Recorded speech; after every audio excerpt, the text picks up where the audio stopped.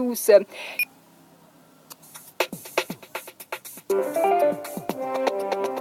Deutsche Welle, Actualité Week-end.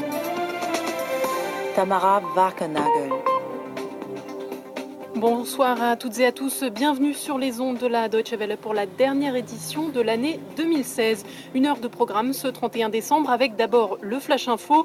Il sera question de la République démocratique du Congo où l'accord de sortie de crise n'est toujours pas signé. Les tractations se poursuivent au siège de la SENCO, mais le texte serait finalisé. En Syrie, la trêve reste globalement respectée. Des groupes rebelles menacent toutefois de la remettre en cause.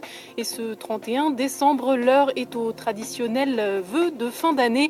La chancelière Angela Merkel n'échappe pas à la règle. Elle a appelé les Allemands à l'optimisme, vous l'entendrez. Et après ce flash, place au magazine avec d'abord Mireille Dron et son club de l'auditeur. Vous vous en doutez, il sera question de votre bilan pour cette année qui s'achève.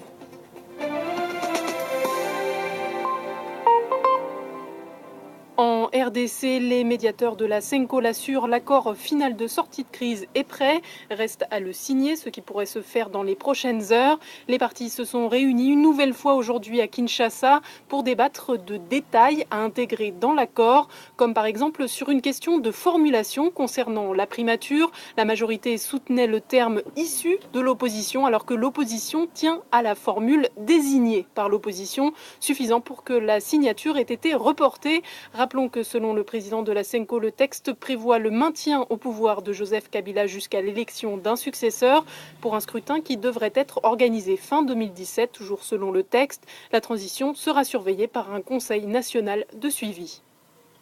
L'Égypte a commencé à rendre à leurs familles les dépouilles des victimes du crash du vol MS-804. L'avion d'Égyptair en provenance de Paris s'était abîmé en mai dernier avec une soixantaine de personnes à bord.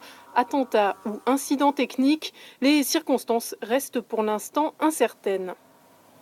La Chine va interdire tout commerce de l'ivoire brut ou transformé dans le pays d'ici fin 2017.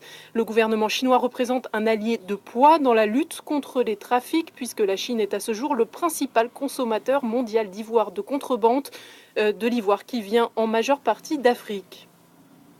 La Russie tente d'obtenir du Conseil de sécurité des Nations Unies une validation de l'accord de cessez-le-feu en Syrie. Un Conseil de sécurité qui s'est réuni à huis clos aujourd'hui. Le cessez-le-feu initié par Moscou et Ankara est entré en vigueur hier à la première heure et reste jusqu'à présent globalement respecté. Mais des groupes rebelles menacent de reprendre les combats. Ils accusent Damas de violations, notamment dans les quartiers rebelles de la banlieue de Damas. Rappelons également que le cessez-le-feu ne concerne pas tous les groupes engagés dans la guerre. Les organisations considérées comme terroristes par l'ONU ne sont pas couvertes. Et puis rappelons qu'il s'opère un changement de taille à la tête de l'ONU. Le nouveau secrétaire général Antonio Guterres va prendre ses fonctions demain, le 1er janvier. Il a choisi pour numéro 2 la Nigériane Amina Mohamed, ancienne ministre de l'Environnement dans son pays.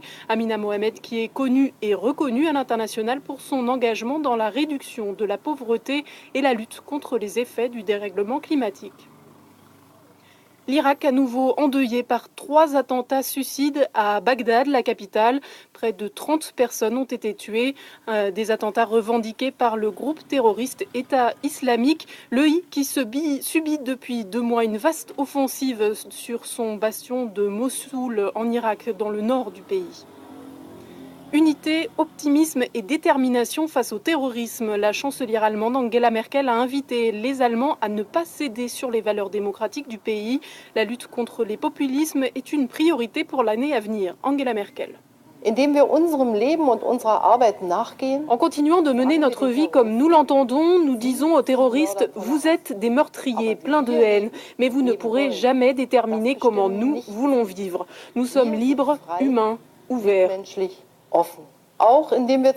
De la même manière, nous pouvons dire à quel point, au regard des images d'Alep bombardées, à quel point il était juste et important d'apporter notre aide et notre protection à ceux qui en avaient besoin et de les avoir aidés au cours de cette année à prendre pied en Allemagne et à s'intégrer. Le terrorisme islamiste est la principale menace pesant contre le pays, a concédé Angela Merkel, qui a annoncé de nouvelles lois pour renforcer la sécurité en 2017. La chancelière allemande qui a également appelé ses concitoyens à continuer de croire en l'Europe malgré la lenteur de l'institution et tous ses points faibles, malgré le retrait du Royaume-Uni. Angela Merkel reste convaincue que l'Allemagne ne doit pas faire cavalier seul. Voilà, c'est tout pour l'essentiel de l'actualité de ce samedi 31 décembre. Le micro est maintenant à Mireille Dronne pour son club de l'auditeur.